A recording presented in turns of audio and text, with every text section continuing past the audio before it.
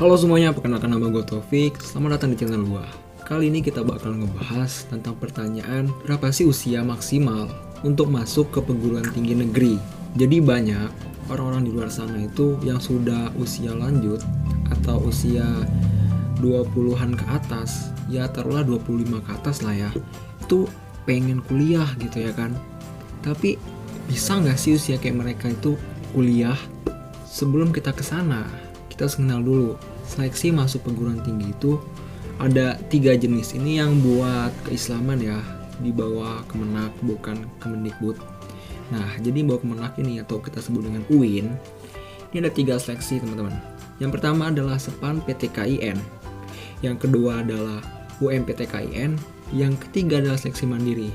Kalau gue jebolnya di SEPAN. SEPAN ini kayak kita nanti seleksi kayak nilai, habis itu prestasi, ya kayak semacam apa ya, undangan gitulah kita sebutnya.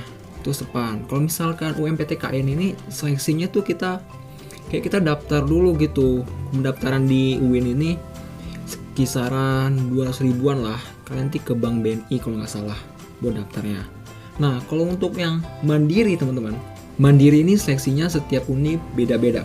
Jadi misalkan di UIN Lampung sama UIN Jogja itu beda-beda. Kalau di UIN Lampung ini seleksinya mandirinya itu kayak misalkan kalian bisa ngaji, habis itu kalian disuruh milih jurusan yang ada di Usuluddin. Nah, kayak misalkan jurusan ilmu Al-Quran Tafsir, kayak jurusan ilmu Al-Quran Tafsir gitu contohnya. Itu masuk ke seleksi mandiri dia nanti.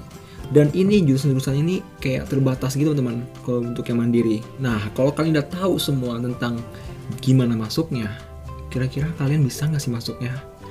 Nah, di samping itu teman-teman, itu juga ada batasan usia buat kita masuk atau daftar di perguruan tinggi. Ya, kalau misalkan di PTN kayak misalkan ya di bawah Kemendikbud, itu usianya maksimal banget 25 tahun. Atau bisa ya 3 tahun sebelumnya itu ya udah mentok-mentok sih, yang paling maksimal banget itu 25 tahun. Kalau di UIN sendiri itu sama aja sebenarnya. Yang membedakan itu antara negeri dan swasta.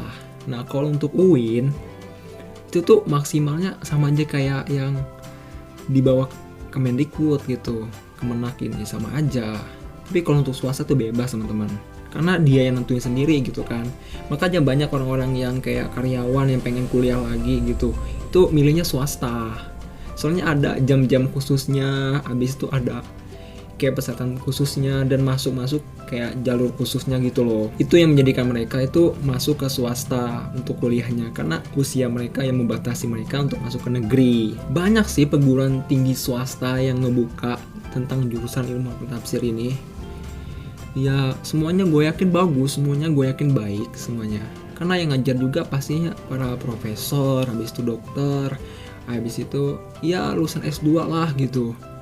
Minimal S2 kayak gitu. Bagus-bagus sih. Dan rata-rata kalau misalkan kalian masuk jurusan ilmu Al-Quran Tafsir dimanapun, itu pasti ada kiai sama ustadznya, pasti itu ada. Walaupun itu di negeri ataupun di swasta, itu pasti ada ustadznya. Jadi tenang aja, nggak usah iri, nggak usah kecewa kalau misalnya kalian terima di swasta gitu. Dan di swasta juga kuliahnya tuh kayak fleksibel gitu. Fleksibel nih maksudnya kalian tuh bisa menyesuaikan lah dengan situasi karyawan atau situasi orang-orang yang bekerja di luar sana kayak guru contohnya. Itu lebih fleksibel lagi, lebih nyaman di kaliannya dibanding dengan kami yang kayak PTN kayak gini. Kayak kalian ini lebih enak gitu, kayak bisa kuliah Sabtu Minggu, atau bisa kuliah malam, atau bisa kuliah ya diatur sama kampusnya lah gitu. Kalau kita kan kuliahnya ya dari pagi sampai sore, habis itu potong jamnya dari jam 7 sampai jam 8. Itu juga ada SKS-nya, ada SKS 1, 2, 3, 6, 8 kayak gitu. Sama aja intinya, cuman beda namanya aja, nama swasta sama negeri. Tapi kalau swasta itu ya diatur sendiri gitu, kalau negeri ya di bawah Kemenak kita. Nah, semoga membantu. Dan buat kalian semua yang masih bingung soal perkuliahan kayak gini, silahkan nanya aja di kolom komentar. Nanti bakal gue cari tahu referensinya dan bakal gue sampaikan kalian semua. Sampai jumpa di video berikutnya. Semangat!